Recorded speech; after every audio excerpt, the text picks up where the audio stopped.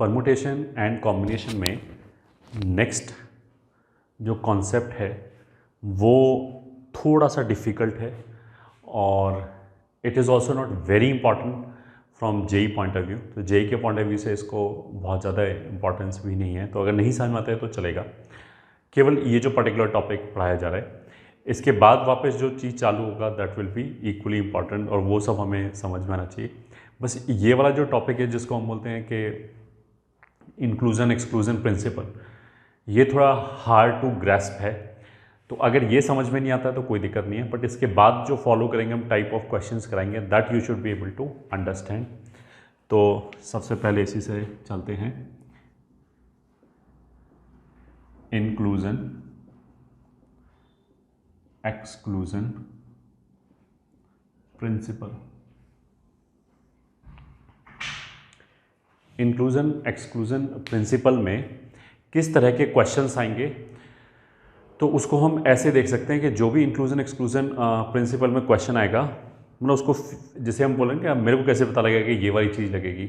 तो एक तो ऑफकोर्स प्रैक्टिस से पता लगेगा, प्रैक्टिस से things will be more clear कि ये वाली चीज़ लगेगी या नहीं लगेगी।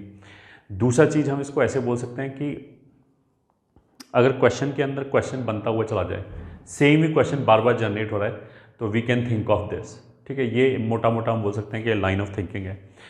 इस बात का मतलब क्या है? तो इस बात का मतलब यह है कि मान लिया हम एक क्वेश्चन लेते हैं कि हमारे पास 20 डिफरेंट ऑब्जेक्ट्स हैं और वो हमें 6 लोगों में बांटने हैं, and each should get at least one object. ये ठीक है, ये क्वेश्चन है, each should get at least one object. This we have already discussed कि ये जो प्रॉब्लम है इसको हम क्या बोलते हैं, ऐसे नहीं कर सकते कि पहले 20 में से सबको एक एक ऑब्जेक्ट दे दें और फिर बची हुई ऑब्जेक्ट बांट दें, क्योंकि अगर ऑब्जेक्ट आइडेंटिकल है तो उसमें तो ये चल जाएगा। यहाँ पे ये नहीं चलेगा कि पहले हम सबको एक एक दे दें, बिकॉज द मोमेंट वी से कि सबको एक एक दे दें तो क्वेश्चन उठेगा कि कौन सा ऑब्जेक्ट दे दें। अब हमने मान लिया कुछ पर्टिकुलर ऑब्जेक्ट सेलेक्ट करके दे दिया, तो फिर उससे क्या होगा कि जो डिस्ट्रीब्यूशन हुआ, जो डिस्ट्रीब्यूशन का प्रोसेस हुआ, वो 2 राउंड में हुआ। एक तो फर्स्ट राउंड में तो ये इंश्योर किया गया कि सबको एक एक ऑब्जेक्ट मिले, और फिर दूसरे राउंड में और भी ऑब्जेक्ट्स दिया गया। तो इन 2 राउंड्स में क्या होगा कि इनके बीच में ऑर्डर आ जाएगा। मतलब एक पर्टिकुलर बंदे को मान लिया 3 ऑब्जेक्ट मिला, O1 O2 O3, तो अगर उसको पहले राउंड में O1 मिला जब सबको एक एक दिया जा रहा था, तो उस टाइम पे मान लिया उसको O1 मिला, और जब दूसरे राउंड में बची हुई ऑब्जेक्ट्स को जब बांटा जा रहा था तब मान लिया उसको O2 एंड O3 मिला। तो फिर उस वाले केस में क्या होगा कि O2 और O3 के बीच में तो परमुटेशन नहीं आएगा, उनके बीच में तो अरेंजमेंट नहीं आएगा, बट O1 एंड बाकी दोनों के बीच में अरेंजमेंट आ जाएगा। मतलब उसको पहली बार O1 मिला, बाद में O2 O3 मिला, ये सेपरेट केस की तरह काउंट होगा, और पहली बार O2 मिला और दूसरी बार O1 O3 मिला, ये सेपरेट केस की तरह काउंट होगा। तो इसलिए अच्छा, डी परम्यूट करना भी आसान नहीं है, क्योंकि बहुत सारे केसेस डबल काउंट हो रहे हैं, कोई ट्रिपल काउंट हो रहा होगा, कोई काउंट ही नहीं हो रहा होगा, कोई काउंट नहीं हो रहा होगा, मतलब ज़्यादा बार काउंट नहीं हो रहा होगा। तो कोई एक ऐसा फैक्टर नहीं है जिससे हम डिवाइड करें और सारे केसेस को डी परम्यूट कर दें, तो ऐसे नहीं कर सकते। दूसरा तरीका हम क्या सोच सकते हैं, मान लिया हम बाइजेक्शन से करने का सोचें कि पहले हमने टोटल नंबर ऑफ केसेस निकाल लिए आंख बंद करके। जैसे अगर हमें 5 लोगों में 20 ऑब्जेक्ट्स बांटना था, तो फिर हमने एक ऑब्जेक्ट को उठाया 5 तरीके, दूसरे ऑब्जेक्ट को उठाया 5 तरीके, तो 5 × 5 × 5 20 टाइम्स विल बिकम 5⁻20।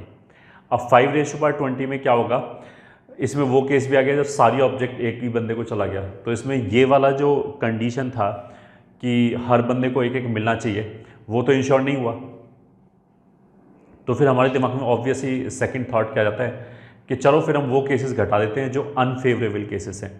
तो अनफेवरेबल केसेस में पहला अनफेवरेबल केस क्या आएगा कि एक बंदे को कुछ नहीं मिला। ठीक है, अब अगर एक बंदे को कोई भी ऑब्जेक्ट नहीं मिला, ऐसे केस मेरे को काउंट करने हैं, तो फिर 5 में से एक को हटा दिया हमने कि चलो इसको कुछ नहीं देना, बट बाकी के जो 4 बंदे हैं, अब क्वेश्चन वापस यही बन गया कि बाकी के जो 4 बंदे हैं उनको मेरे को 20 ऑब्जेक्ट बांटना है, और अगर मैं केवल ये केस काउंट करना चाहता हूँ कि एक बंदे को कुछ नहीं मिला, then I have to ensure कि बाकी चारों को तो मिलना ही चाहिए।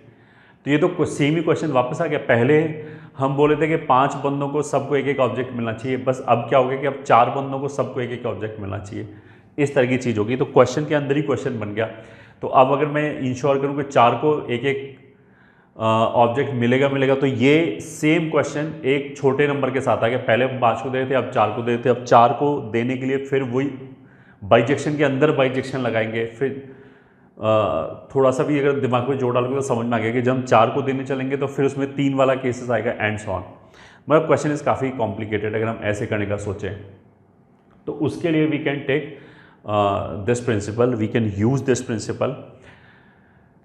ये जो प्रिंसिपल है इसमें बेसिकली ये फॉर्मूला कहाँ से आता है, तो फॉर्मूले का प्रूफ में तो we will not go, it is complicated, but हम इन एसेंस समझ सकते हैं कि अगर हमारे पास मान लिया इस तरह का फॉर्मूला है कि एक से ज़्यादा सेट्स हैं, मान लिया ए है, बी है, सी है और मान लिया एक और है, डी है, तो number of elements in A union B union C union D is equals to number of elements in each set minus number of elements, ये ठीक है, plus number of elements in 3 A B C, फिर minus alternate plus minus चलता है, A intersection B intersection C intersection D, और ऐसे ही चलता रहेगा। अगर यहाँ पे और भी ज़्यादा है सेट तो मतलब और भी हैं ऐसे ई वगैरह, तो ऐसे चलता रहेगा, ऑल्टरनेट प्लस माइनस साइन चलेगा।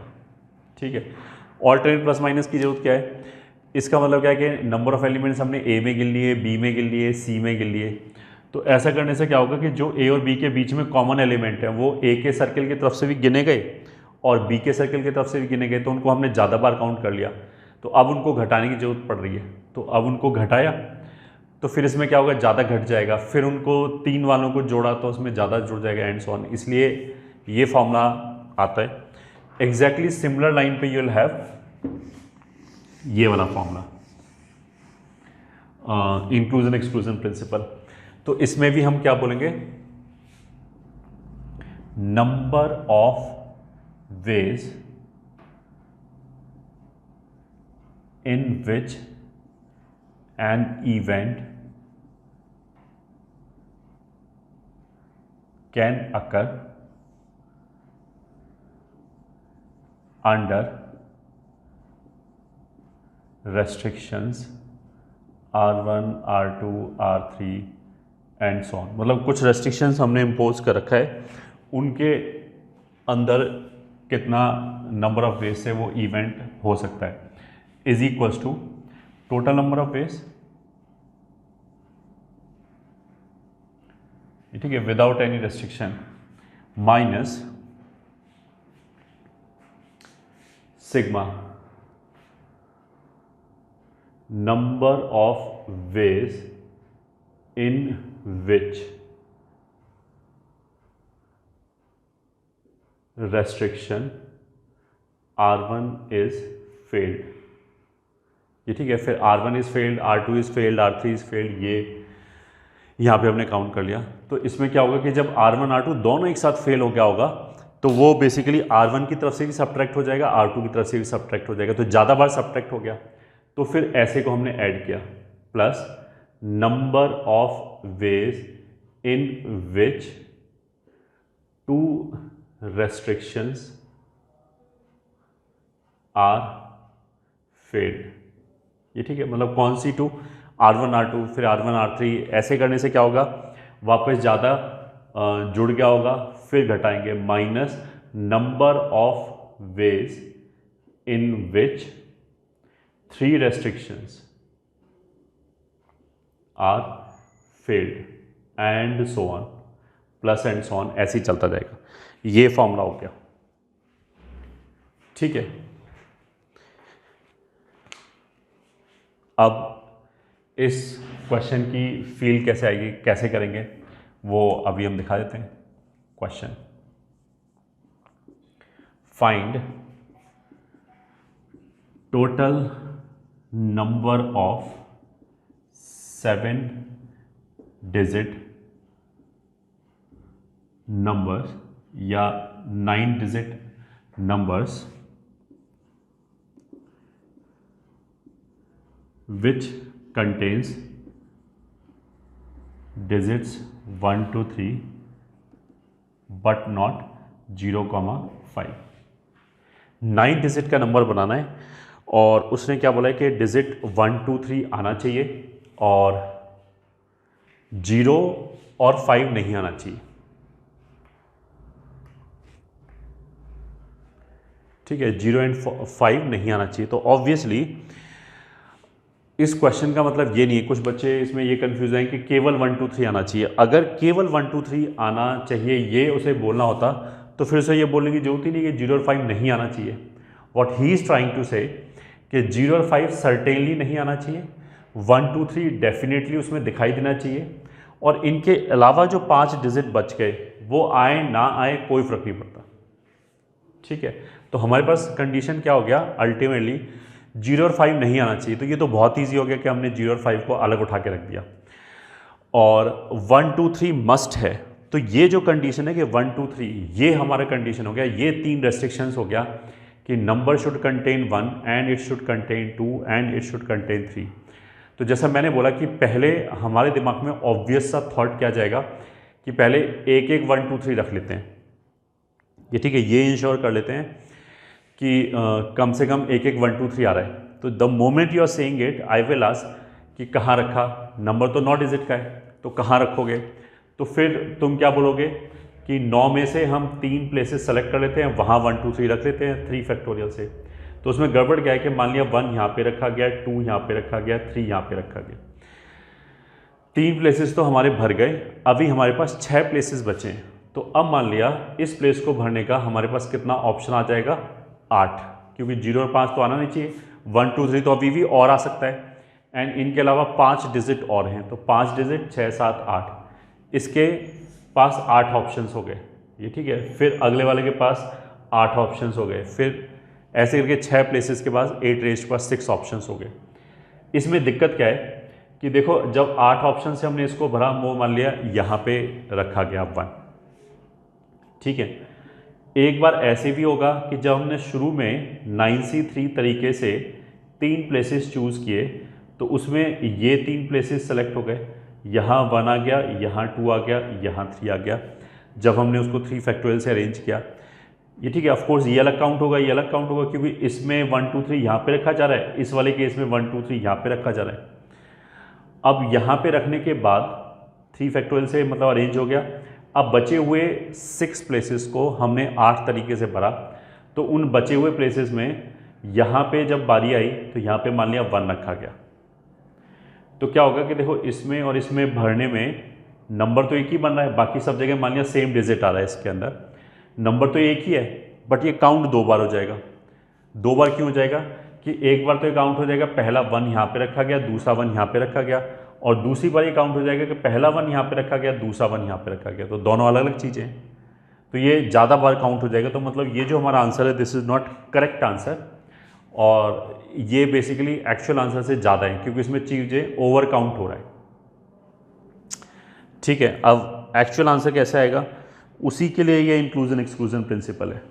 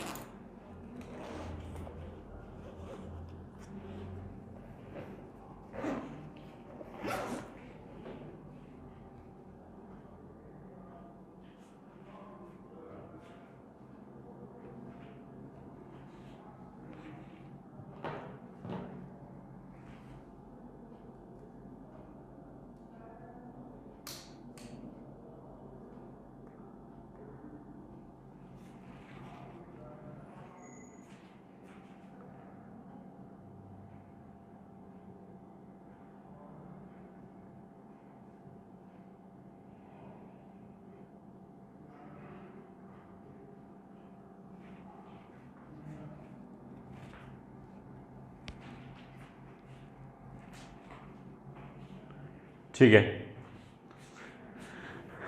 अब लगाते हैं सॉल्यूशन। हमारे पास देखो इन दोनों डिजिट को तो हमने हटा ही दिया, हमारे पास क्या हो गया 1 2 3 4 6 7 8 9, ये 8 डिजिट हैं, और कंडीशन क्या है कि हमें 9 डिजिट का नंबर बनाना है, 9 डिजिट का नंबर बनाना है, तो ऐसे करेंगे। पहले प्लेस को बढ़ने का कितना तरीका हो गया 8, फिर दूसरे प्लेस को बढ़ने का कितना तरीका हो गया 8, तो 8 रेज़ टू पावर 9, मतलब हमारा आंसर ये हो जाएगा। माइनस ये तो हो गया, कोई भी रेस्ट्रिक्शन नहीं, मतलब इसमें बहुत सारे केसेस ऐसे आएंगे कि सारे के सारे डिजिट 7 हो गए, वो भी इसके अंदर काउंट हो गया, या केवल 7 और 8 यूज़ हुआ पूरा नंबर बनाने में, वो भी इसके अंदर काउंट हो गया। तो इसके अंदर बहुत सारे अनफेवरेबल नंबर्स भी आएंगे। तो now what we will do, we will subtract, जब इनमें से एक रेस्ट्रिक्शन फेल हो गया तो हम बोलेंगे हमारे पास 3 रेस्ट्रिक्शन है। रेस्ट्रिक्शन 1 इज 1 मस्ट कम, ये ठीक है, digit 1 must come. Restriction 2 3, 2 is 2 must come and 3 must come. ये 3 तरह की रेस्ट्रिक्शंस हैं, ठीक है। तो minus the number of cases जिसमें एक रेस्ट्रिक्शन फेल हो गया, मतलब 1 नहीं आया। तो अगर 1 नहीं आया तो 1 को हटा के हम फिर चालू हो गए। अब 1 नहीं आया तो हमारे पास डिजिट के ऑप्शन कितने बचेंगे 7, 8 की बजाय। प्लेसेस तो 9 ही रहेंगे, तो अब आ जाएगा 7 रेज़ टू पावर 9, ठीक है, इस सिग्मा में। फिर 2 नहीं आया, 3 नहीं आया, तो 3C1। तो 3C1 बेसिकली किसके लिए आया, इन तीनों के लिए। हम ऐसे ही बोलते हैं 7 raise to power 9, 7 raise to power 9, 7 raise to power 9। 3 बार आया, एक बार 1 के लिए, एक बार 2 के लिए, एक बार 3 के लिए। या हम ऐसे बोल सकते हैं 3C1 तरीके से हमने एक रेस्ट्रिक्शन सेलेक्ट किया कि मतलब 1 2 3 में से कौन नहीं आया, उसको हटा दिया, फिर बाकियों से भर दिया। अब देखो ये ध्यान देने वाली बात है कि ये माइनस है, ये प्लस है। कुछ बच्चों को ये होगा कि हमने यहाँ पे एक रेस्ट्रिक्शन फेल हुआ, वो घटाया, तो यहाँ पे हमें वो घटाना चाहिए ना जिसमें 2 रेस्ट्रिक्शंस फेल हुआ, जोड़ क्यों रहे हैं उसको। तो उसका आंसर ये है कि हमने यहाँ पे जो किया है वो हमने अपनी तरफ से इंश्योर किया कि एक रेस्ट्रिक्शन फेल हो जाए, बट हम ये नहीं इंश्योर कर पाए कि बाकी रेस्ट्रिक्शन नहीं है फेल होगा, ठीक है। यहाँ पे जब हमने लिखा, जैसे हमने 7 रेज़ टू पावर 9 लिखा, तो इसमें हमने ये इंश्योर किया कि 1 नहीं आएगा क्योंकि हमने 1 यूज़ ही नहीं किया। बट 7 रेज़ टू पावर 9 में ये थोड़ा इंश्योर हुआ कि जितने भी नंबर्स बनेंगे 7 रेज़ टू पावर 9 में, सब में 2 आएगा ही आएगा, ऐसा तो इंश्योर नहीं हुआ। तो उसका मतलब क्या है कि इस 7 रेज़ टू पावर 9 के अंदर वो केसेस भी आ गए जिसमें केवल 1 नहीं आया, बाकी सब आ गए। वो केसेस भी आएंगे जिसमें 1 और 2 दोनों ही नहीं आया। तो जिसमें 1 और 2 दोनों ही नहीं आया, वो 1 की तरफ से भी सब्ट्रैक्ट हो गया एंड वो 2 की तरफ से भी सब्ट्रैक्ट हो गया, वो वाला नंबर। जैसे अगर मैं बोलूँ ना कि एक नंबर ये बना 7 7 7 7 5 6 7 और मान लिया 8 3, मान लिया ये वाला नंबर है, हाँ ये वाला जो नंबर है वो क्या होगा, 1 नहीं है इसके अंदर, तो वो 1 की तरफ से भी सब्ट्रैक्ट हो गया ये नंबर, और इसमें 2 भी नहीं है तो ये 2 की तरफ से भी सब्ट्रैक्ट हो गया। अब ये नंबर तो एक ही है, जो भी हमारा टोटल केसेस थे उनमें ये नंबर एक बार सब्ट्रैक्ट होना चाहिए था, बट ये 2 बार सब्ट्रैक्ट हो गया, 1 की तरफ से भी हो गया, 2 की तरफ से भी हो गया, तो इसलिए वो हमें 2 वाले जोड़ने पड़ेंगे। तो plus the number of cases जिसमें 2 रेस्ट्रिक्शन फेल हो जाएं, तो कौन सी 2, 3C2, मतलब पहली दूसरी या पहली तीसरी या दूसरी तीसरी। तो ये भी 3 तरीके लिखे हैं। 2 फेल हो जाए मतलब इनमें से 2 डिजिट नहीं आए, वो हमने अलग रख दिए, मतलब हम ये इंश्योर नहीं कि तीसरा आएगा ही आएगा, बस हमने ये इंश्योर किया कि 2 तो नहीं आए, तीसरा आए या ना आए। तो अब अगर हमने 2 कम कर दिए, तो जैसे यहाँ 8 थे, यहाँ 7 थे, अब यहाँ 6 ही बचेंगे, तो 6 raise to power 9। Alternate plus minus चल रहा है, तो माइनस जिसमें 3 रेस्ट्रिक्शन फेल हो जाएं, अब 3 ही रेस्ट्रिक्शंस हैं, ठीक है। तो अगर ये तीनों फेल हो गया तो इनको छोड़ के कितने डिजिट और बचे, 5, तो 5 रेज़ टू पावर 9, यही आंसर हो जाएगा, ये ठीक है। This will be the answer.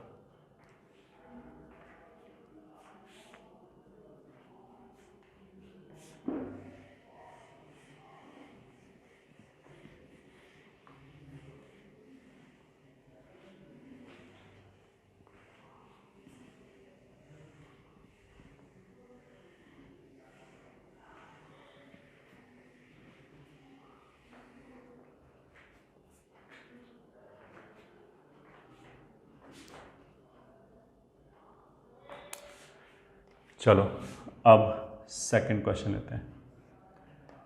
Find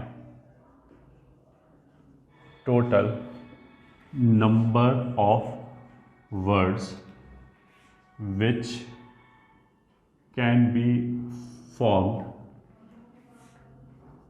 using letters of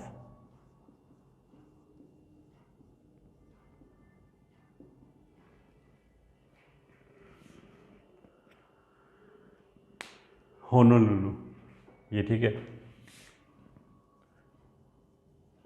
such that no two identical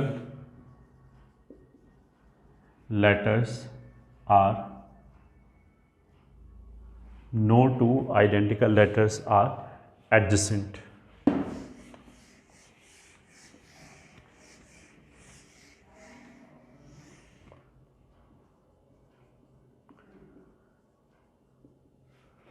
ठीक है, सॉल्यूशन HOONLLUU,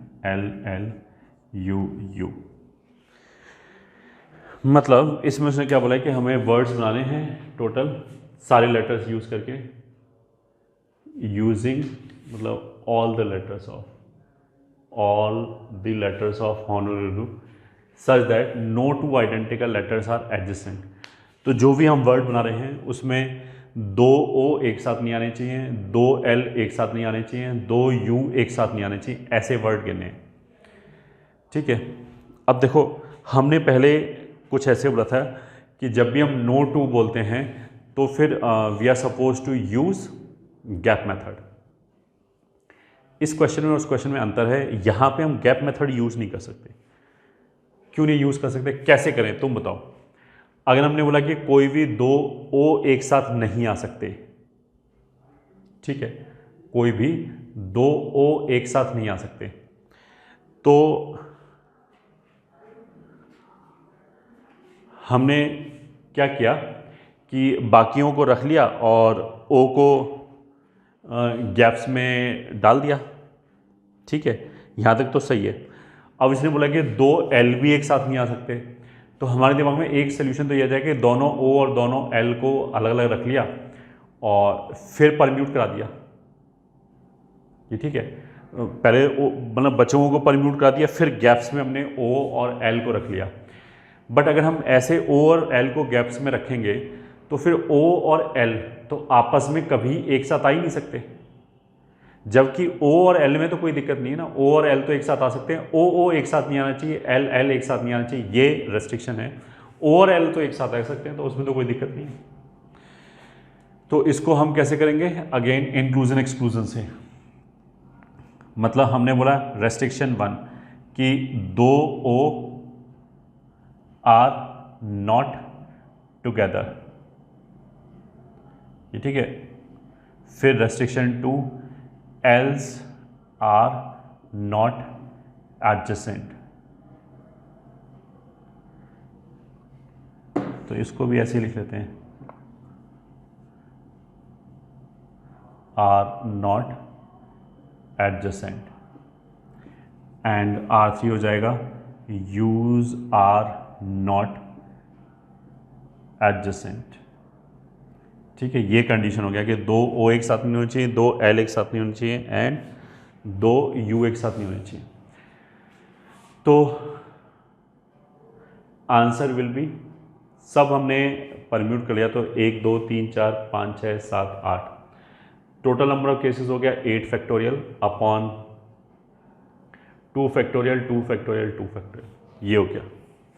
ठीक है, minus the number of cases जिसमें एक रेस्ट्रिक्शन फेल हो गया, मतलब 2 O 2 L या 2 U एक साथ आ गए, इनमें से कोई एक, तो कौन सा रेस्ट्रिक्शन, तो हमने लिखा 3C1। और अब हम इसमें वो केस काउंट करेंगे जिसमें 2 O एक साथ आ गए। अगर 2 O एक साथ आ गए तो दोनों O को हमने एक यूनिट मान लिया, तो 2 O का एक यूनिट हो गया। ठीक है, तो 1 2 3 4 5 6 7, तो कितने तरीके से परम्यूट करा सकते हैं, 7 फैक्टोरियल अपॉन L के लिए और U के लिए। ठीक है, ये केवल इतना पार्ट इतना पार्ट कौन सा नंबर ऑफ केसेस है, this is number of cases जिसमें restriction 1 is violated, that means 2 ओज आर टुगेदर, 2 ओज आर एडजेसेंट। तो इतना ही केस 2L के लिए आ जाएगा, इतना ही केस 2U के लिए आ जाएगा, तो इसलिए 3C1, ठीक है। प्लस नंबर ऑफ केसेस जिसमें 2 रेस्ट्रिक्शन वायलेट हो गया, मतलब 2O एक साथ हैं और 2L एक साथ हैं, ठीक है। तो 2 रेस्ट्रिक्शन वायलेट हो गया, तो कौन सा 2, 3C2, मतलब R1 R2 या R1 R3 या R2 R3, तो वो ये हो गया। अब मान लिया R1 R2 वाले केसेस काउंट करने हमें, ठीक है, तो उसका मतलब क्या है, 2O एक साथ आ जाना चाहिए, 2L एक साथ आ जाना चाहिए। तो 2O को 1 यूनिट मान लिया, 2L को 1 यूनिट मान लिया, तो 1 2 3 4 5 6, तो परमुटेशन हो जाएगा 6 फैक्टोरियल अपॉन U तो अलग अलग है, वो तो अलग अलग जा सकते हैं, बट दे आर आइडेंटिकल, इसलिए अपॉन 2 फैक्टोरियल, इतने तरीके से आएगा। Minus the number of cases जिसमें तीनों रेस्ट्रिक्शन वायलेट हो गया, ठीक है, और तीनों रेस्ट्रिक्शन क्या है कि 2O भी एक साथ आ गए, 2L भी एक साथ आ गए, 2U भी एक साथ आ गए। तो फिर हमने इनको एक एक यूनिट मान लिया, तो 1 यूनिट, 2 यूनिट, 3 यूनिट, 4 5, तो टोटल 5 यूनिट हो गया। ये आंसर आ गया।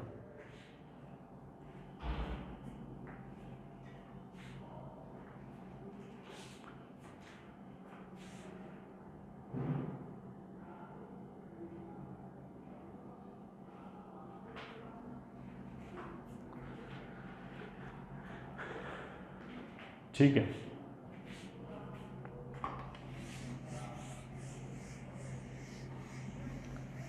शुरू में हमने एक डिस्ट्रीब्यूशन में एक फॉर्मूला लिखाया था बड़ा सा, जिसमें हमने ये बोला था कि अगर हमारे पास n डिफरेंट ऑब्जेक्ट्स है और उसको r लोगों में डिस्ट्रीब्यूट करना है, तो सबको कम से कम 1 देना है, तो वो formula now we can justify इसको यूज़ करके, इंक्लूजन एक्सक्लूजन को यूज़ करके। तो formula 1, if n different objects are to be distributed among r persons such that each gets at least one object is equals to, each gets at least one object is equals to, मतलब again ये मैं already discuss कर चुका हूँ इसी lecture में कि हम ऐसे नहीं कर सकते अगर डिफरेंट ऑब्जेक्ट्स हैं कि सबको एक एक दे दें। अगर आइडेंटिकल ऑब्जेक्ट हैं तब तो ऐसे कर सकते हैं कि पहले सबको एक एक देते हैं, फिर बची हुई ऑब्जेक्ट्स डिस्ट्रीब्यूट कर दें। अगर ऑब्जेक्ट्स डिफरेंट हैं then we can not do it. तो हम इसमें क्या करेंगे, पहले ऐसे ही बांटो, minus the number of cases जब एक बंदे को कुछ ना मिले, plus the number of cases जब रेस्ट्रिक्शन 2 जगह वॉयलेट हो जाए, मतलब 2 बंदों को कुछ ना मिले, फिर -3 को कुछ नहीं मिला, +4 को कुछ नहीं मिला, एंड सो ऑन, ऐसे फॉर्मूला चलेगा। तो पहले तो हमने ऐसे ही डिस्ट्रीब्यूट कर दिया। तो पहला ऑब्जेक्ट उठाया, उसके पास R ऑप्शंस, दूसरा ऑब्जेक्ट उठाया, उसके पास भी R ऑप्शन, तो R into R into R n times, तो आ जाएगा R⁻n minus the number of cases when one restriction is violated. And restriction violate होने का मतलब क्या कि एक पर्सन को कुछ नहीं मिला, तो कौन सा बंदा, RC1 से हमने उसको सेलेक्ट किया, उसको हटा दिया, और अब जो है R-1 बंदों में हमने n ऑब्जेक्ट्स बांट दिया, R-1n, प्लस 2 बंदों को कुछ नहीं मिला, R-2n, माइनस 3 बंदों को कुछ नहीं मिला, तो RC3 into R-3n plus and so on. तो ये फॉर्मूला ऐसे ही चलता जाएगा ऑल्टरनेट प्लस माइनस के साथ।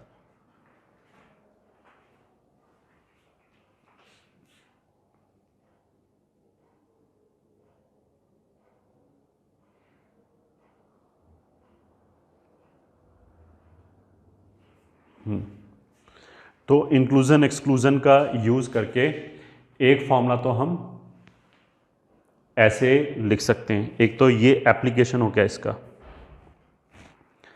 ठीक है। एक दूसरा इंपॉर्टेंट एप्लीकेशन क्या है, और उससे रिलेटेड क्वेश्चन जेई में भी आ चुका है, that is formula 2, it is called D arrangement.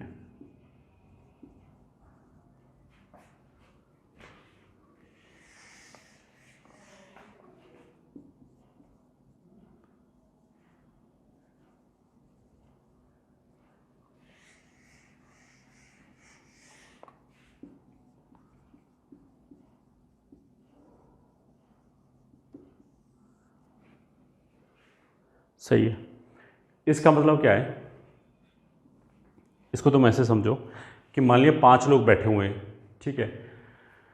हमने क्या किया, उन 5 को उठाया और फिर उनको बिठाया विद ए कंडीशन कि कोई भी बंदा अपनी ओरिजिनल सीट पे नहीं जाएगा, कोई भी पर्सन अपनी ओरिजिनल वाली सीट पे नहीं जाएगा।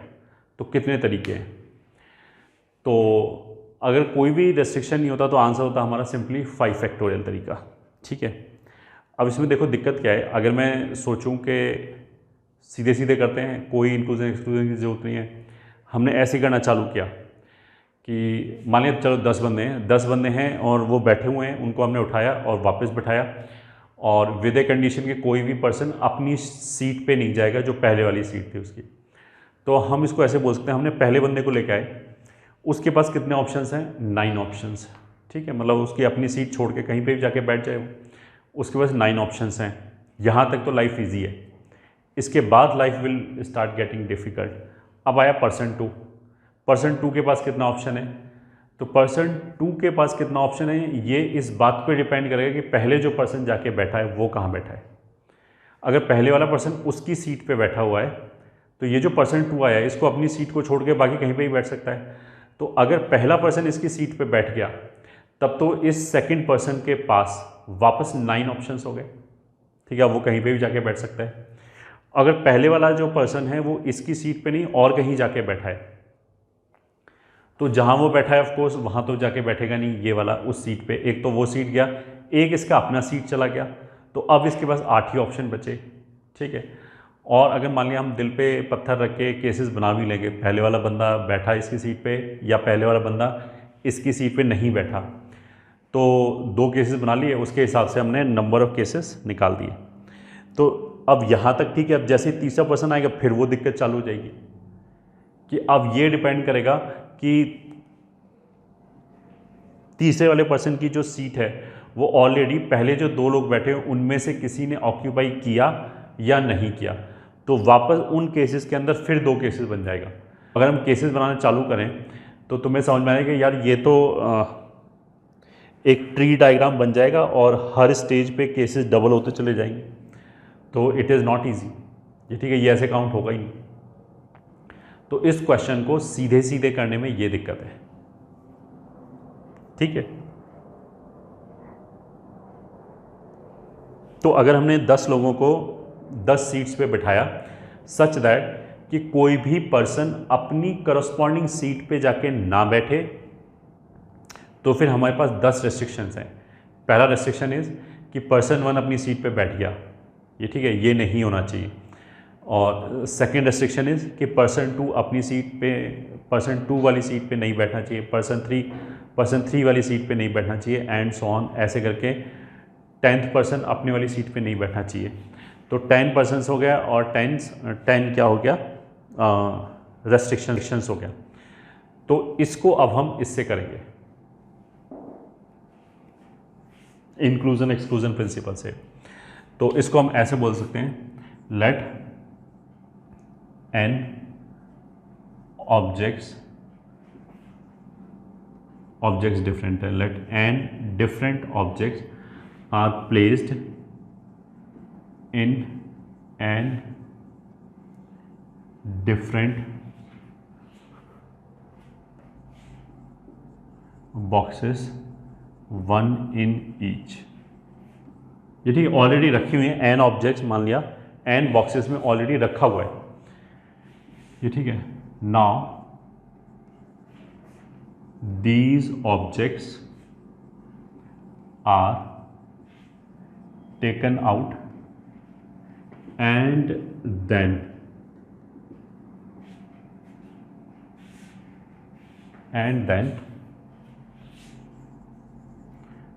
again are placed in boxes, again one in each box, ये ठीक है, with a condition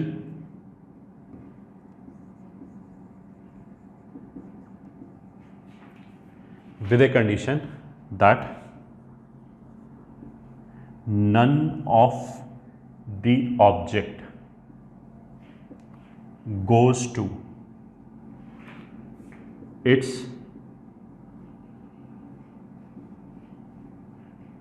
previously occupied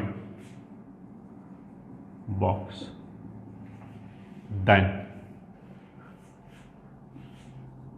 number of ways is equals to, ये ठीक है, हमारे पास n डिफरेंट बॉक्सेस हैं, उसके अंदर n ऑब्जेक्ट्स रखा हुआ है, हर बॉक्स में एक अलग ऑब्जेक्ट रखा हुआ है।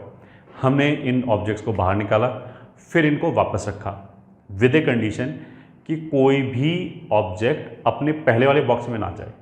ठीक है, इसी चीज़ को हम डी अरेंजमेंट बोलते हैं। ठीक है, इसी चीज़ को हम डी अरेंजमेंट बोलते हैं। तो n चीज़ों का डी अरेंजमेंट करना है तो इसको यूजली हम डी एन से डिनोट करते हैं। n तो बता रहा है कि n ऑब्जेक्ट्स हैं और d बता रहा है कि डी अरेंजमेंट करना है। तो उसके लिए फॉर्मूला क्या है? अच्छा, अगर मैं ये बोलता कि हमको ऑब्जेक्ट वापस रखनी है सच दैट कि सारी ऑब्जेक्ट अपने प्लेसेस पे ना जाए, ये ठीक है, मतलब अगर 4 चला गया अपने प्लेसेस पे बाकी नहीं गया तो चलेगा। अगर ये क्वेश्चन होता तब तो आंसर बहुत सिंपल था कि n फैक्टोरियल हो जाता है हमारा टोटल नंबर ऑफ परमुटेशन, उसमें से केवल एक केस घटा देते अगर सारी ऑब्जेक्ट अपने प्लेसेस पे चली जाती। तो यहाँ ये नहीं बोला है, यहाँ तो इसने क्या बोला है, no object should go to its original place. तो इसने तो हर ऑब्जेक्ट पे कंडीशन लगा दी, कोई भी नहीं जाना चाहिए अपने वाले प्लेस पे। ठीक है, तो इसमें ऐसे सीधा सीधा बाइजेक्शन से नहीं हो पाएगा ये। ठीक है, इतना इजी नहीं है कि हम टोटल में से अनफेवरेबल केस घटा दें। तो इसमें तो हम क्या करेंगे, वही टोटल नंबर ऑफ केसेस निकाला विदाउट एनी रेस्ट्रिक्शन। तो अगर n चीज़ों को हमें n जगह पे प्लेस करना होगा तो नंबर ऑफ वेज कितना आ जाएगा, n factorial minus the number of cases जब एक रेस्ट्रिक्शन वॉयलेट हो गया।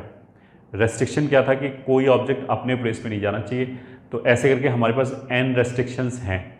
तो अगर एक रेस्ट्रिक्शन वॉयलेट हो गया मतलब एक ऑब्जेक्ट अपने वाले प्लेस पे चला गया और बाकी जाए या ना जाए। ठीक है, हम तो यही इंश्योर करते हैं ना कि रेस्ट्रिक्शन एक बार फेल हो जाए, या R1 रेस्ट्रिक्शन फेल हो गया, R2 R3 की हम बात ही नहीं करते जब हम उस केस को काउंट कर रहे होते हैं जब R1 फेल हो गया। फिर ऐसे ही हम R2 फेल हो गया उसको अलग से जोड़ते हैं, फिर R3 फेल हो गया इसको अलग से जोड़ते हैं, मतलब इसके अंदर जोड़ते हैं। तो यहाँ पे तो n factorial minus number of cases जब एक रेस्ट्रिक्शन फेल हो गया। तो कौन सा रेस्ट्रिक्शन, NC1। कौन सा रेस्ट्रिक्शन मतलब कौन सा ऑब्जेक्ट अपने बॉक्स में चला गया। तो NC1 तरीके से वो ऑब्जेक्ट हमने ढूंढा, उसको उसी के बॉक्स में रख दिया। तो रखने का एक तरीका, अब रखने के बाद हमारे पास n बॉक्सेस खाली बच गए और n ही ऑब्जेक्ट्स हैं, तो उनको रखने का कितना तरीका हो गया, n-1। ऑफ कोर्स इसके अंदर फिर वो भी आएगा कि जब एक दूसरा ऑब्जेक्ट भी अपने बॉक्स में चला गया होगा, इसीलिए तो ऑल्टरनेट प्लस माइनस जोड़ते हैं। ठीक है, total number of cases minus the number of cases जब एक ऑब्जेक्ट अपने बॉक्स में चला गया, ठीक है, plus the number of cases जब 2 ऑब्जेक्ट अपने बॉक्सेस में चला गया।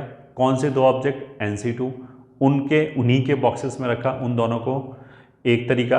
बाकी कितनी ऑब्जेक्ट बची, n-2, बाकी कितने बॉक्सेस बचे, n-2। n-2 ऑब्जेक्ट्स को n-2 बॉक्सेस में रखने का कितना तरीका हो जाएगा, n-2 फैक्टोरियल। ठीक है, फिर -3 n-3 factorial plus and so on, ऐसे चलता चला जाएगा। कहाँ तक चलता चला जाएगा, जब तक n ना आ जाए, n रेस्ट्रिक्शन वॉयलेट हो गया। तो ये ऐसा नहीं कि इन्फिनिटी तक जा रहा है। ठीक है, ये फॉर्मूला हो गया।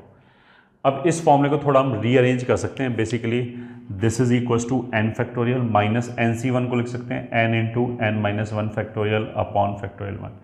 NC2 को हमने बाइनोमियल में लिखना बताया था कि n(n-1) factorial n-2 factorial. NC3 को लिख सकते हैं n से 3 घटा के लिखे term upon 3 factorial into n-3 factorial plus and so on.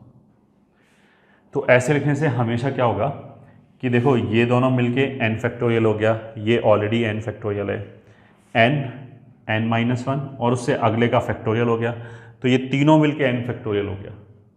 ये तो हो गया 1 से लेके n-2 तक का प्रोडक्ट, फिर उसमें n-1 भी मल्टीप्लाई कर दिया, n भी मल्टीप्लाई कर दिया, तो अल्टीमेटली तो 1 से लेके n तक का प्रोडक्ट आ गया, तो उसी को हम n फैक्टोरियल बोलेंगे। तो न्यूमरेटर में यू विल फाइंड कि सारे टर्म हमेशा n फैक्टोरियल ही बनेंगे। तो जो dn है उसमें क्या हो गया, n फैक्टोरियल कॉमन हो गया, तो यहाँ 1 बचा, यहाँ कितना बचा -1 factorial plus 2 factorial minus 3 factorial plus 4 factorial minus and so on. Last में जो आएगा वो -1n फैक्टोरियल ही आएगा। ये हो गया हमारा डी अरेंजमेंट का फॉर्मूला। ठीक है, अब इसमें तुम ये देख सकते हो कि जो पहले दो टर्म लिखे हैं ब्रैकेट के अंदर, ये भी 1 लिखा है, ये भी 1 लिखा है, तो ये ऐसे ही कैंसिल हो जाएगा। तो इसको कैंसिल करके हम ऐसे भी लिख सकते हैं n फैक्टोरियल 1/2 फैक्टोरियल से भी चालू कर सकते हैं, plus 1/4 factorial and so on, last में -1n/n फैक्टोरियल, ऐसे भी लिख सकते हैं।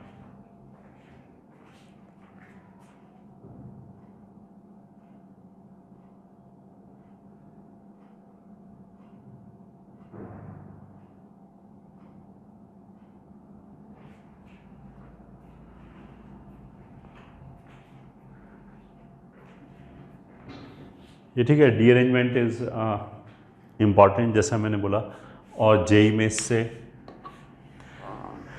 रिलेटेड क्वेश्चंस आ चुके हैं।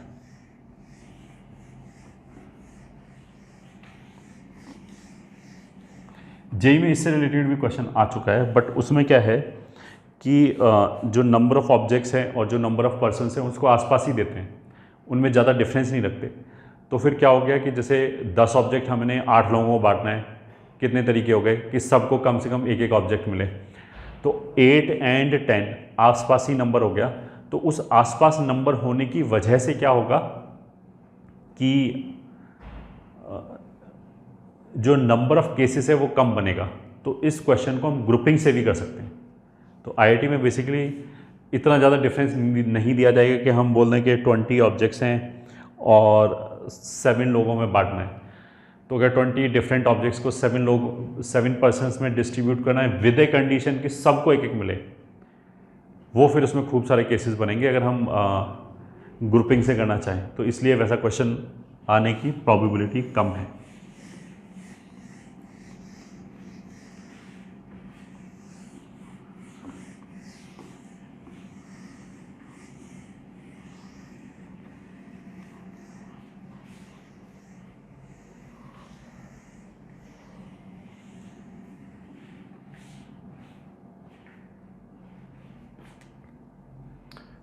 तो question, let 10 different colored boxes and 10 correspondingly colored balls are given. Then find in how many ways these balls can be placed in boxes, one in each, such that first part, not all balls go to their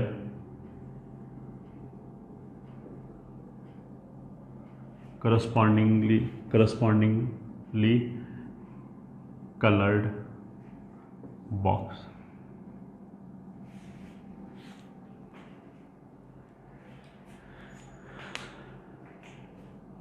ठीक है,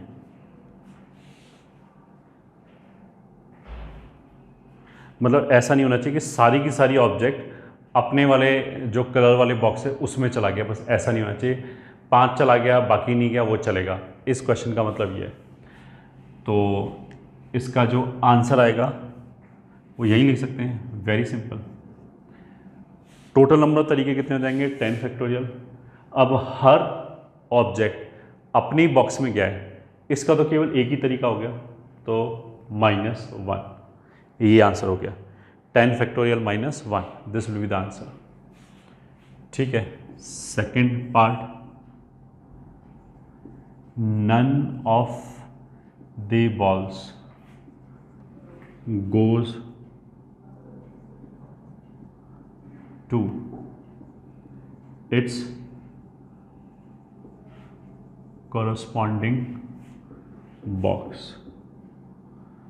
ठीक है, अब ये हमारा D arrangement का question हो गया कि कोई भी बॉल जो है वो अपने वाले बॉक्स में नहीं जाना चाहिए।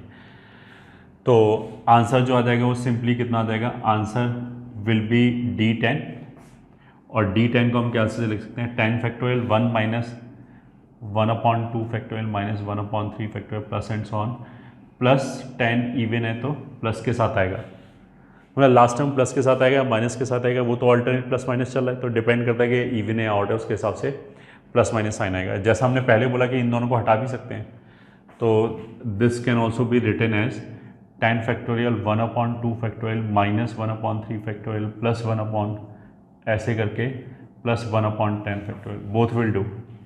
ये भी सही है वो भी सही है, दोनों एक ही बात है। और ये मेंशन इसलिए कर रखा है कि अगर मल्टी करेक्ट है तो we should keep track of this thing, कि कहीं ऐसा तो नहीं कि हम 1/2 फैक्टोरियल देख के छोड़ दें कि नहीं 1 से चालू होना चाहिए, वो तो इसलिए बताया गया है। ठीक है, third part, exactly 3 balls go to their corresponding boxes। ठीक है, अब इसने क्या बोला कि एग्जैक्टली 3 बॉल्स जो हैं वो अपने वाले बॉक्स में जा रहा है, बाकी कोई नहीं जा रहा। एग्जैक्टली का मतलब ये भी होता है ना कि 3 तो जा रहा है बाकी कोई भी नहीं जा रहा, चौथा भी नहीं जाना चाहिए, वरना वो एग्जैक्टली 3 डिस्टर्ब हो जाएगा। तो क्वेश्चन हमारा ये हो गया कि 3 बॉल्स तो अपने ही वाले बॉक्स में जाना चाहिए, और जो बचे हुए 7 बॉल्स हैं उनमें से कोई भी अपने बॉक्स में नहीं जाना चाहिए। अगर उनमें से भी कोई अपने बॉक्स में चला गया तो वो 3 की बजाय फिर 4 या 5 हो जाएंगे ऐसे करके। तो आंसर जो आएगा, पहले तो 10 में से कौन से 3 अपने वाले उसमें जा रहा है, बॉक्स में जा रहा है, तो 10C3 से हमने उनको सेलेक्ट किया, उनको उन्हीं के बॉक्स में रख दिया। कितने तरीके से, एक तरीके से, एक ही तरीके से रख सकते हैं। रेड वाला अगर ऑब्जेक्ट है, रेड वाला जो बॉल है उसको रेड बॉक्स में रखने का एक ही तरीका है। बाकी के जो 7 है वो कोई भी सही जगह नहीं जाना चाहिए, तो उसके लिए फिर हम D7 लिखेंगे। तो यही आंसर हो गया। So this will B 10C3 into 7 factorial. अब इसको भले ही 2 फैक्टोरियल से चालू कर लो, भले ही यहाँ से चालू कर लो, ये ठीक है, बट ये 7 फैक्टोरियल तक जाएगा इस बार, ये 10 फैक्टोरियल तक नहीं जाएगा। मतलब it will be 1/2 factorial minus 3 factorial plus 4 factorial, ऐसे करते करते -1/7 फैक्टोरियल, इतना ही जाएगा। तो ये आंसर आएगा।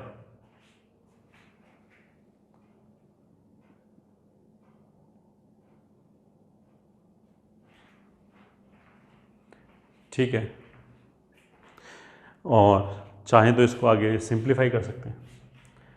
Fourth part,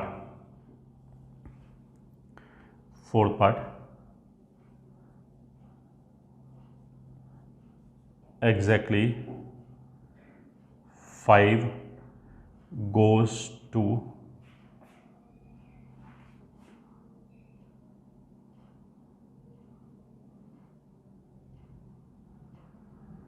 exactly 5 do not go to their corresponding boxes। तो यहाँ पे बेसिकली क्या बोला जा रहा है, इफेक्टिवली ये बोला जा रहा है कि अगर एग्जैक्टली 5 अपने कलर वाले बॉक्स में जा रहा है तो बाकी का 5 नहीं जा रहा होगा।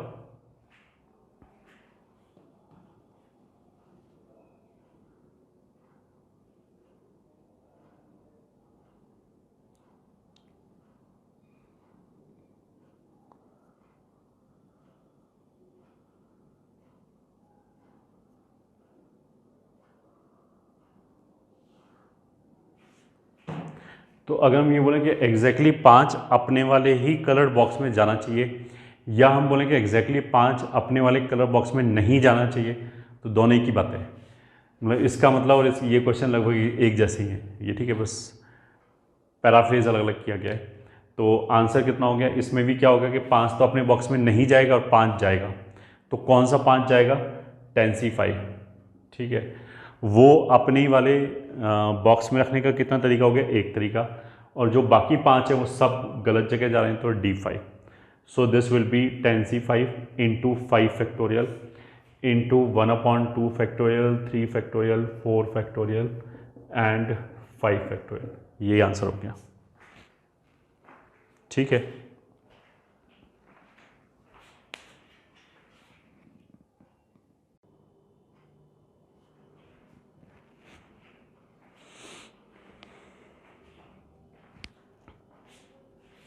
Next part, 5th part, at least 3 balls go to corresponding boxes। Answer, ठीक है, कम से कम जो 3 बॉल हैं वो अपने करस्पॉन्डिंग बॉक्सेस में जाना चाहिए। तो एटलीस्ट या एटमोस्ट को हमने क्या बोला था कि एग्जैक्टली में कन्वर्ट करते हैं कि एग्जैक्टली 3 बॉल्स गया, एग्जैक्टली 4 बॉल गया, एग्जैक्टली 5 बॉल, एग्जैक्टली 6 बॉल, ऐसे करते करते 10 तक जाएंगे। तो जैसे हमने बोला ना एग्जैक्टली 3, एग्जैक्टली 4, एग्जैक्टली 5, एग्जैक्टली 6, अब मेरे को फील आना चाहिए यार ये तो कुछ ज़्यादा ही हो रहा है। तो फिर हमें उल्टा सोचना चाहिए, क्या नहीं होना चाहिए कि कोई भी बॉल नहीं गया, ऐसा नहीं होना चाहिए। एग्जैक्टली एक ही बॉल गया, वो भी नहीं होना चाहिए। एग्जैक्टली 2 बॉल गया, वो भी नहीं होना चाहिए। तो ये काउंट करना इजी है। तो टोटल नंबर ऑफ केसेस क्या हो जाएगा, मतलब रिक्वायर्ड आंसर कितना हो जाएगा इसमें, रिक्वायर्ड आंसर बराबर total number of phase minus exactly, sorry, कोई भी बॉल अपने बॉक्स में नहीं गया, माइनस एग्जैक्टली एक बॉल अपने बॉक्स में गया, फिर माइनस एग्जैक्टली 2 बॉल अपने बॉक्स में गया, ये आएगा। तो टोटल नंबर ऑफ तरीके तो कितना हो जाएंगे, 10 फैक्टोरियल, माइनस कोई भी अपने बॉक्स में नहीं गया, D10, माइनस एग्जैक्टली एक अपने बॉक्स में गया, तो कौन सा गया, 10C1, और बाकी जो 9 है उसको अपने बॉक्स में रखने का एक ही तरीका हो गया। बाकी जो 9 है वो कोई भी अपने बॉक्स में नहीं जाना चाहिए, तो इंटू D9, माइनस एग्जैक्टली 2 अपने बॉक्स में गया, तो कौन सा 2, 10C2, उनका अपने बॉक्स में जाने का तरीका, एक तरीका कि उनको रख दिया हमने उनके बॉक्स में, एंड बाकी जो 8 हैं वो सब गलत जगह, ठीक है। तो ये आंसर हो गया, इसके फैक्टोरियल के फॉर्म में we can right.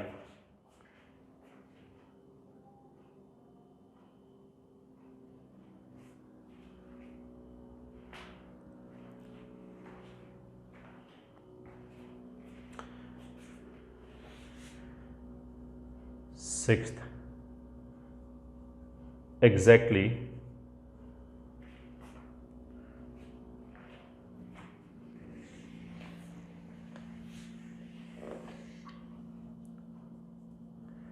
none of the balls goes to its corresponding box and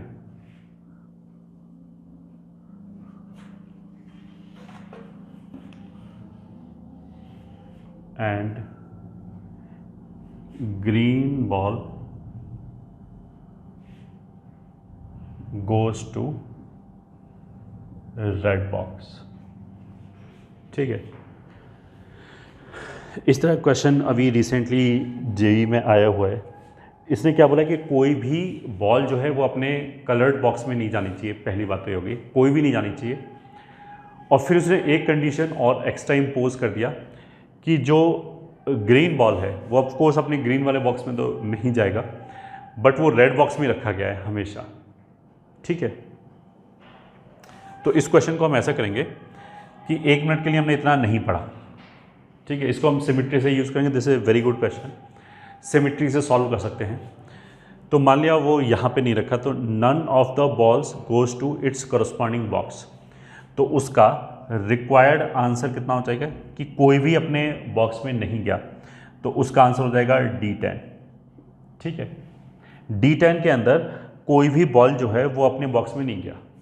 ठीक है, अब D10 के अंदर हमने देखा कि ग्रीन बॉल जो है वो कहाँ गया होगा, तो ग्रीन बॉल जो है वो ग्रीन बॉक्स में नहीं गया होगा और ग्रीन बॉक्स को छोड़ के और किसी बॉक्स में गया होगा। ग्रीन बॉक्स को छोड़ के और कितने बॉक्स अवेलेबल है हमारे पास? 9। तो मान लिया ये जो D10 है इसमें ग्रीन बॉल रेड बॉक्स में गया, ये वाले केसेस भी होंगे। ग्रीन बॉल वाइट वाले बॉक्स में गया, ये वाले केसेस भी होंगे। ब्लैक बॉक्स में गया, ये वाले केसेस भी होंगे। वॉलेट में गया, ये वाले केसेस भी होंगे। मतलब ऐसे करके 9 केसेस होगा। ठीक है, जो ग्रीन बॉल है वो ग्रीन को छोड़ के और कहीं गया होगा। इस D10 के अंदर वो सारे केसेस आ रहे होंगे कि वो रेड में गया, ब्लू में गया एंड सो ऑन। ठीक है, अब तुम ग्रीन के पॉइंट ऑफ व्यू से सोचो, जो ग्रीन बॉल है वो रेड बॉक्स को देखे या फिर वो वाइट बॉक्स को देखे मतलब ऐसे आपको देख नहीं सकता बहुत, ये तो मैथमेटिकली मैं समझाने की कोशिश कर रहा हूँ कि ग्रीन के लिए तो ग्रीन को छोड़ के बाकी सारे बॉक्स एक जैसे हैं, बाकी सबका कलर एक जैसा है मैथमेटिकली। तो अगर हमने बोला कि ग्रीन बॉल जो है वो ब्लू बॉक्स में गया, इसके नंबर ऑफ केसेस अल्फा है। ठीक है, मतलब D10 के अंदर हो गया कि कोई भी बॉल अपने वाले कलर्ड बॉक्स में नहीं गया, ये D10 के अंदर है। अब इसके अंदर जो ग्रीन बॉल है वो हमने सारे केसेस अलग कर दिए, जिसमें ग्रीन बॉल जो है वो ब्लू बॉक्स में गया। ऐसे केसेस मान लिया X आ गया, तो इसमें से वो केसेस अलग कर दिए X, जिसमें ग्रीन वाला जो बॉल है वो ब्लू बॉक्स में गया होगा।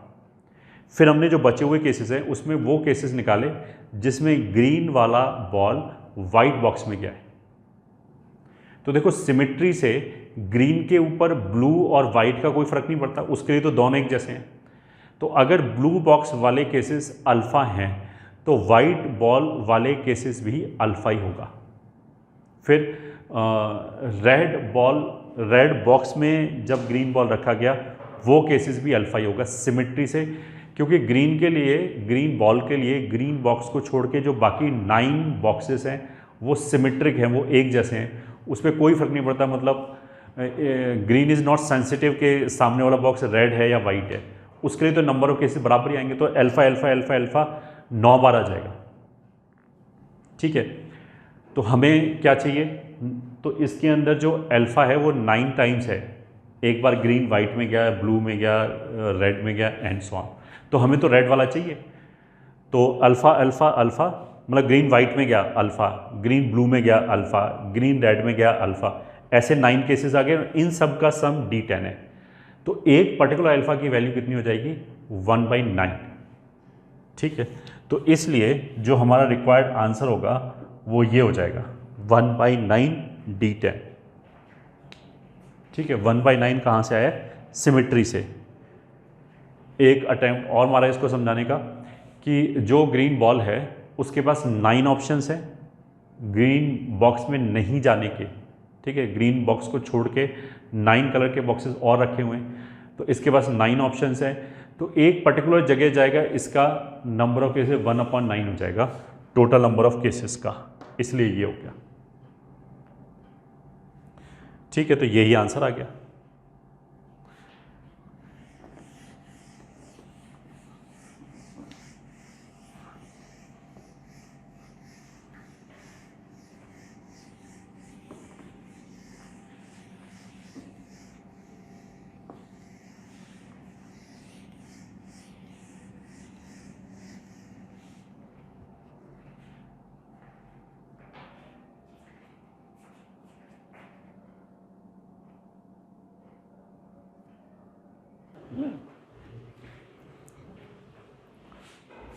अब परमुटेशन कॉम्बिनेशन में कुछ कैटेगरी बेस्ड क्वेश्चन करते हैं, मतलब इस तरह के क्वेश्चन को इस तरह से ही करते हैं,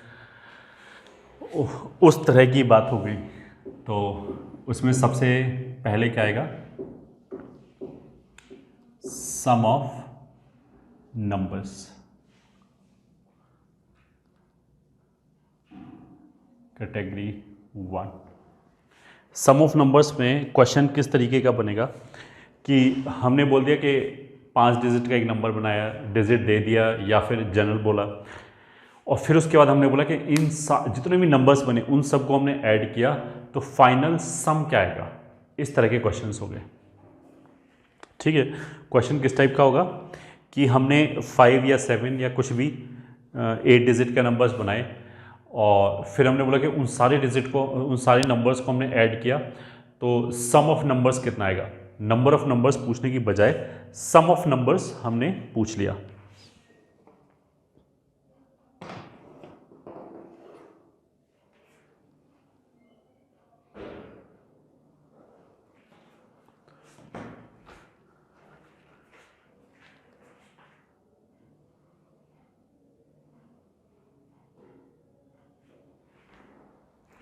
तो देखो इसमें नंबर्स को सम करने में हम क्या कॉन्सेप्ट यूज़ करेंगे, वो ये है कि मान लिया अगर 5, 25 एंड 7, 3, 2 इन दोनों को हमसे ऐड करने के लिए बोला जाए तो व्हाट वी विल डू, मतलब हम सम कैसे करेंगे कि हमने हर प्लेस पे, यूनिट प्लेस, 10th प्लेस और 100th प्लेस पे डिजिट्स को इंडिविजुअली सम कर लिया और फिर जो उस प्लेस की जो प्लेस वैल्यू है उससे मल्टीप्लाई कर लिया। तो जैसे अगर हम यूनिट प्लेस की बात करें तो 5 + 2 और इस प्लेस की प्लेस वैल्यू 1 है। फिर इनमें 10th प्लेस पे बात करें तो 2 + 3 और इसकी प्लेस वैल्यू 10 है क्योंकि 10th वाले प्लेस पे है। ऐसे ही 5 और 7 को हमने ऐड कर लिया 12 और इसकी जो प्लेस वैल्यू है वो 10² है। तो ये हमारा नेट सम आ जाएगा।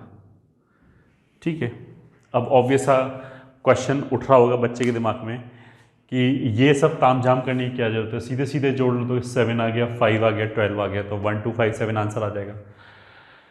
तो ये तो मैंने कॉन्सेप्ट समझाया है, मैंने ये थोड़ा ना बोला कि ऐसे ही क्वेश्चन देंगे। ऑफ कोर्स क्वेश्चन तो जो आएगा वो काफ़ी कॉम्प्लिकेटेड होगा कि लाखों नंबर बन रहे हैं, उनको हमें जोड़ना है। तो ऐसा थोड़ा है कि हम 1 लाख नंबर को लिखें और फिर उन्हें जोड़ लें, ये ठीक है, वो तो प्रैक्टिकली पॉसिबल नहीं है। तो बट इस कॉन्सेप्ट से we can find the summation. तो यहाँ तो हमने केवल कॉन्सेप्ट समझा है कि नंबरों को हम बेसिकली जोड़ कैसे रहे हैं, ये समझाएं।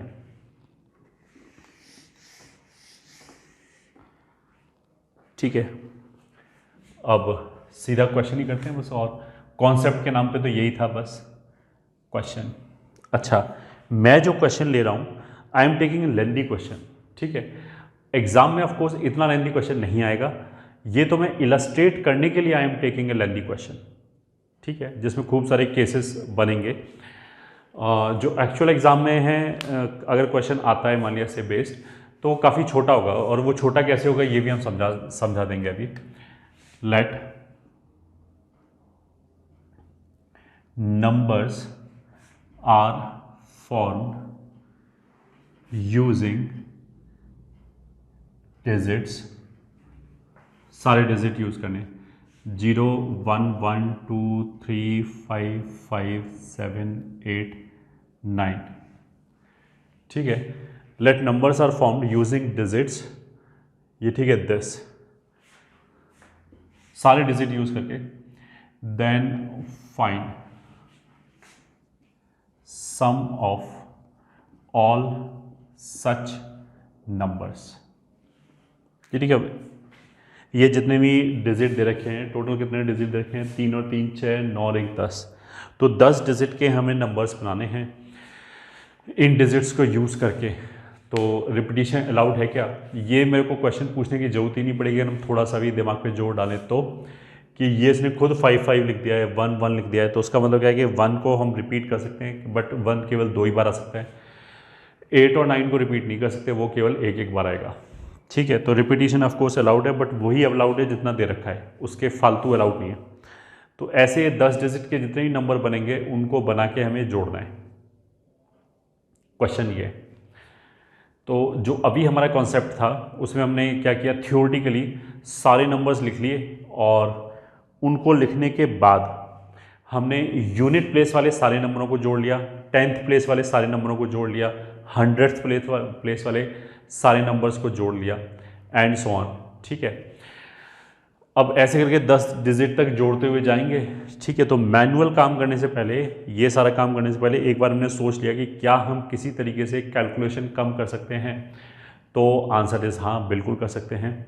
और उसके लिए हमें सिमेट्री यूज़ करना पड़ेगा। कैसी सिमेट्री? सिमेट्री भी यहाँ पे दो तरह की सिमेट्री आएगी। एक तो आएगी प्लेस की सिमेट्री।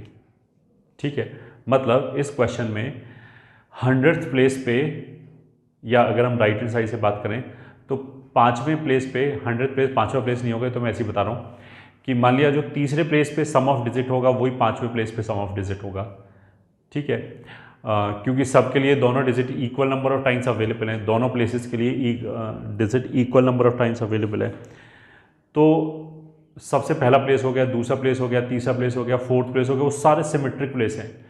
अगर पहले जो सबसे पहला प्लेस है राइट हैंड साइड पे, उस पर मान लिया अगर डिजिट 3, जितने भी हमने सारे नंबर लिस्ट किए हैं उन सारे नंबरों में अगर हम केवल देखेंगे यूनिट प्लेस पे 3 कितनी बार आया, मान लिया वो 50 बार आया, मान लिया, तो फिर सेकंड प्लेस पे भी 3 50 बार ही आया होगा।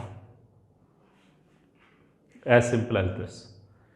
ठीक है, तो इक्वल नंबर ऑफ टाइम्स आया होगा हर जगह पे, पहले से लेके 9th प्लेस तक सब एक जैसे प्लेसेस हैं।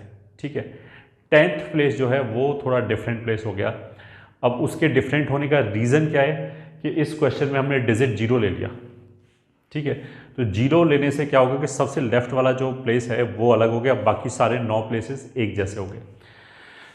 तो यूनिट प्लेस पे, 10th प्लेस पे, 100th प्लेस पे, इन सब जगह मेरे को डिजिट जोड़ने की जरूरत नहीं पड़ेगी, केवल हम यूनिट प्लेस पे जोड़ेंगे तो 1 से लेके 9 तक के प्लेसेस के सब के एक साथ पता लग गया हमें कि कितनी बार कौन सा डिजिट आ रहा होगा, और एक हम 10th प्लेस पे जोड़ेंगे। ठीक है, what we are saying is this कि अगर हम प्लेस के रिस्पेक्ट में सिमेट्रिक बोलें तो ये सारे प्लेस सिमेट्रिक है, ठीक है, या फिर ऐसे लिखते हैं ये सारे प्लेस सिमेट्रिक हैं, क्योंकि 0 तो क्या है, 0 यहाँ नहीं आ सकता पहले वाले प्लेस पे, 0 यहाँ पे भी आ सकता है, यहाँ पे भी आ सकता है। तो इन दोनों के पॉइंट ऑफ व्यू से अगर हम डिजिट्स की अवेलेबिलिटी देखें तो अगर कोई भी डिजिट यहाँ रखा जा सकता है तो यहाँ पे भी रखा जा सकता है, तो ये दोनों एक जैसे प्लेसेस हैं। ठीक है, तो इनमें से ये 9 प्लेसेस हैं टोटल, किसी भी एक प्लेस पे हमने सारे डिजिट का सम निकाल लिया तो बाकी इन सब पे पता लग गया। ठीक है, ये अलग टाइप का प्लेस है और ये अलग टाइप का प्लेस किसकी वजह से बना, 0 की वजह से। ठीक है, तो इस पे हमें अलग से सम निकालना पड़ेगा। ये तो एक चीज़ हो गया। अगर इस क्वेश्चन में हम 0 हटा दें, मान लिया अगर क्वेश्चन हम ऐसे लिख दें कि इसका सम बताओ, तो जस्ट कैलकुलेशन हाफ हो गया। अब क्या हुआ कि ये जितने भी प्लेसेस हैं, मतलब तो 9 प्लेसेस बचेंगे, तो 9 के 9 प्लेसेस सारे के सारे ये सारे प्लेसेस सिमेट्रिक हो गए। तो अब हमें केवल एक प्लेस पे काउंट करना है, बाकी सब पे काउंट हो जाएगा। 0 की वजह से हमारा काम डबल हो गया। ठीक है, तो अगर ये ऑब्जेक्टिव में आएगा तो हम ऐसा कर सकते हैं 0 हटा दें कैलकुलेशन कम करने के लिए, जस्ट हाफ कैलकुलेशन हो जाएगा। पहली बात तो ये हो गया। दूसरी बात, अब 0 के अलावा भी हम देखें तो 1 1 एंड 5 5, 1 और 5 में सिमेट्रिक है ये। ठीक है, ये दूसरे टाइप की सिमेट्री हो गई, ये डिजिट की सिमेट्री हो गई। 1 भी 2 बार अवेलेबल है, 5 भी 2 बार अवेलेबल है, तो किसी भी प्लेस पे अगर यहाँ 1 रखा जा सकता है तो यहाँ 5 भी रखा जा सकता है। ठीक है, तो क्वेश्चन जो है वो 1 और 5 के रिस्पेक्ट में भी सिमेट्रिक है। और 1 5 को छोड़ के क्या बच गया, 2 3 7 8 9।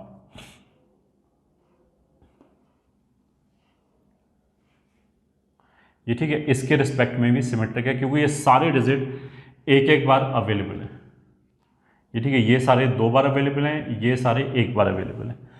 तो 2 3 7 8 9, इनमें से अगर मान लिया मैंने ये निकाल लिया कि इस जगह पे 2 500 बार आ रहा है, तो इस जगह पे क्योंकि 2 3 7 8 9 के रिस्पेक्ट में सिमेट्रिक है, तो अगर यहाँ पे 2 500 बार आ रहा है तो यहाँ पे 3 भी 500 बार आएगा, 7 भी 500 बार आएगा, 8 भी 500 बार आएगा, 9 भी 500 बार आएगा।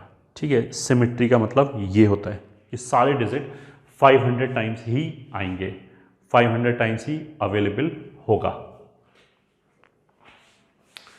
ठीक है, तो अब काउंट करते हैं। अब मेरे को क्या क्या चाहिए बेसिकली, इस प्लेस पे एक कितनी बार आया है ये काउंट करना है, इस प्लेस पे दो कितनी बार आया है ये काउंट करना है, एक कितनी बार आया है ये काउंट करने से 5 कितनी बार आएगा ये काउंट अपने आप हो जाएगा, और दो काउंट मतलब दो कितनी बार आया है ये काउंट करने से 3 कितनी बार आया है, 7 कितनी बार आया है, 8 कितनी बार आया है एंड 9 कितनी बार आया है, ये अपने आप काउंट हो जाएगा।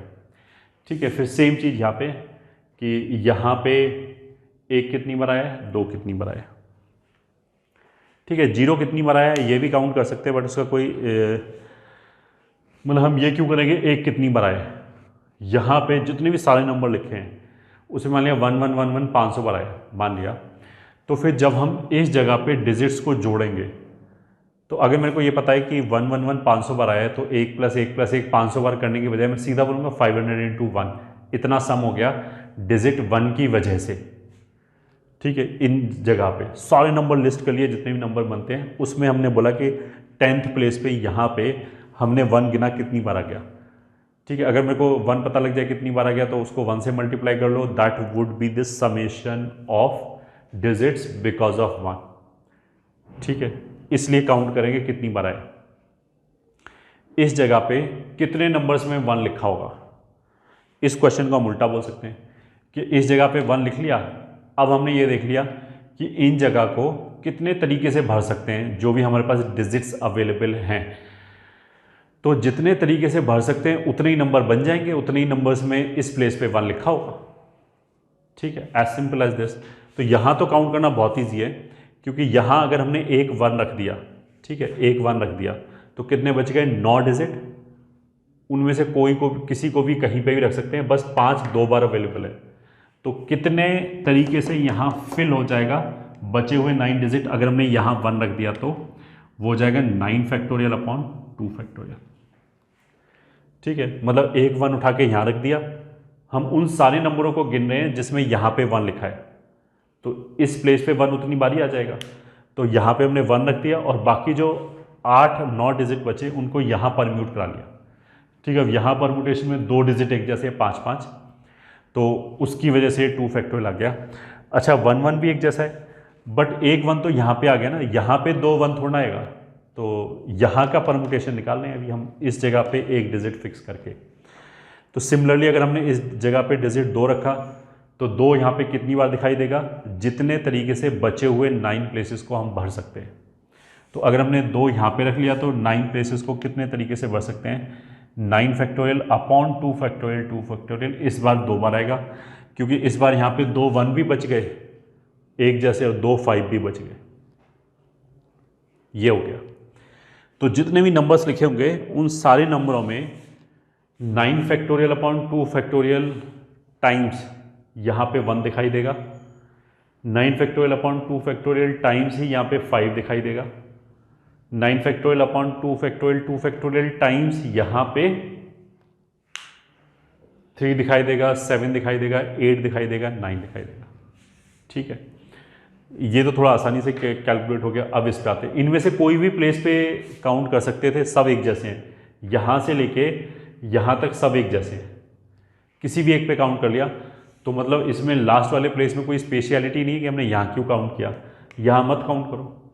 ठीक है, और इधर ले जाओ, मान लिया इस जगह पे हमने काउंट कर लिया 1 2 3 4 5 6 7 8 9, तो लो 10 बना ही देते ना, ये टोटल 10 प्लेसेस हो। इस जगह पे काउंट कर लो, वो सारे एक जैसी प्लेसेस हैं। इन 9 में से किसी भी एक जगह पे काउंट करना है, अल्टीमेटली बात ये है। तो 1 कितनी बार आएगा, यहाँ पे हमने एक 1 रख दिया, अब जो डिजिट बच गए उनको परम्यूट करा दिया। इसमें और इसमें क्या अंतर है, इसमें तो जब हमने यहाँ पे एक बार 1 रख दिया तो आगे कोई डिजिट कहीं जाए कोई फर्क नहीं पड़ता, ये ठीक है, सारी एक जैसी चीज़ें। बट इस वाले केस में क्या है कि जब हमने यहाँ पे 1 रख दिया तो 0 यहाँ नहीं जाना चाहिए। ठीक है, 0 पे कंडीशन है, तो कोई बात नहीं, हमने परमुटेशन निकालने के लिए पहले क्या किया, 0 को रख लिया, 0 को इस प्लेस को छोड़ के और कहीं रख लिया, तो एक ये गया एक ये गया, 2 प्लेस गए, तो 0 के लिए कितने प्लेसेस बचे, 8, उसमें से एक प्लेस सेलेक्ट किया, वहाँ जीरो रख दिया, मान लिया यहाँ जीरो आ गया। तो अब हमारे पास दो प्लेसेस भर गए, एक में 1 रखा है, एक में 0 रखा है। बाकी के 8 प्लेसेस में बचे हुए 8 डिजिट परम्यूट कराए, तो उन बचे हुए 8 डिजिट में 2 5 एक जैसे होंगे। 2 1 में से तो एक 1 यहाँ पे यूज़ कर ही लिया और ये पार्टिसिपेट कर नहीं रहा है अब फर्दर कैलकुलेशन में, तो इस 1 की वजह से तो कुछ नहीं होगा। 5 फैक्टोरियल की वजह से एक 2 फैक्टोरियल आ जाएगा। तो इतने तरीके से हम बाकी के डिजिट बाकी 8 जगह पे भर सकते हैं। कौन सी 8 जगह?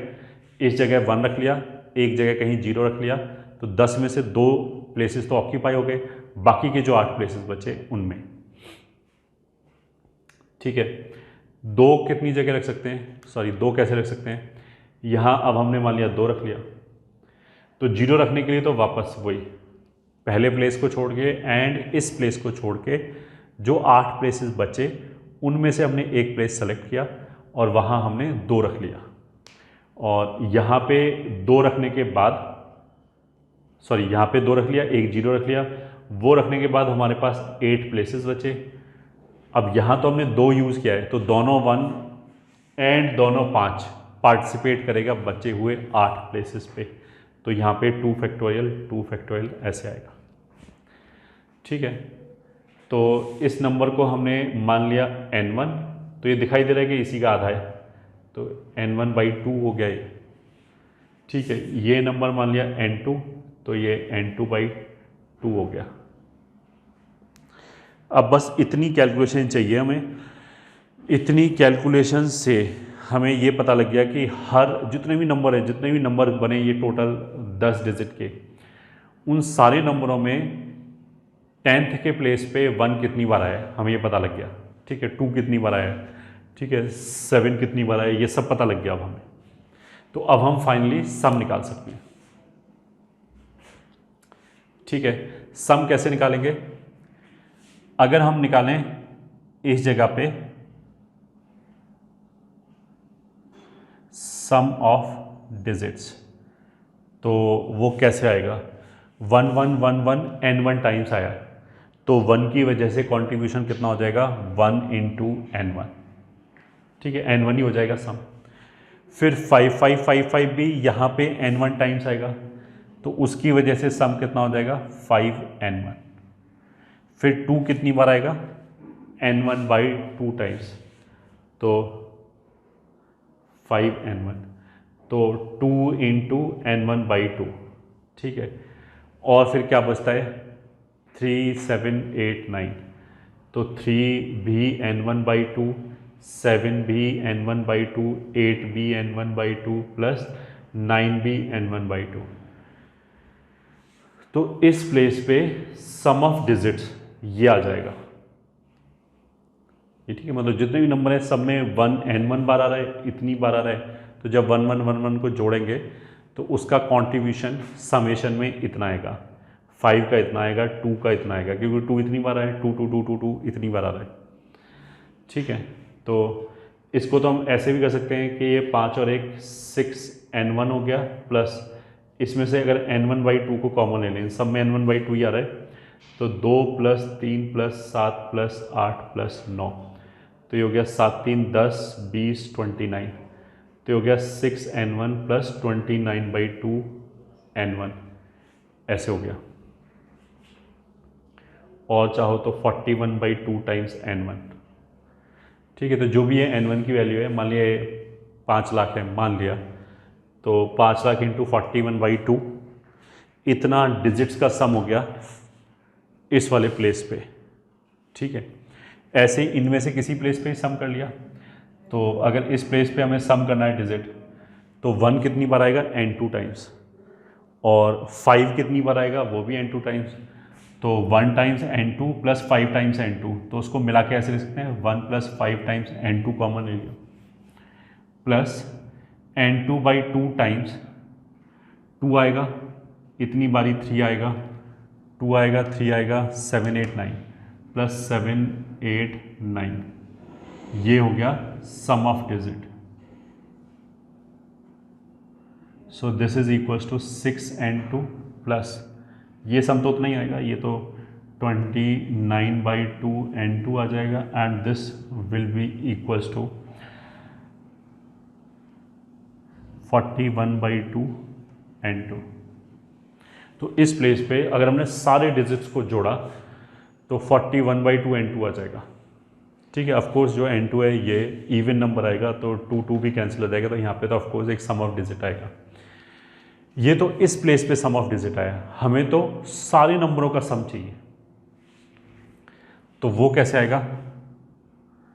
सम ऑफ ऑल नंबर्स, ये ठीक है, which is the required sum, that will be equals to unit place पे सम कितना आ जाएगा?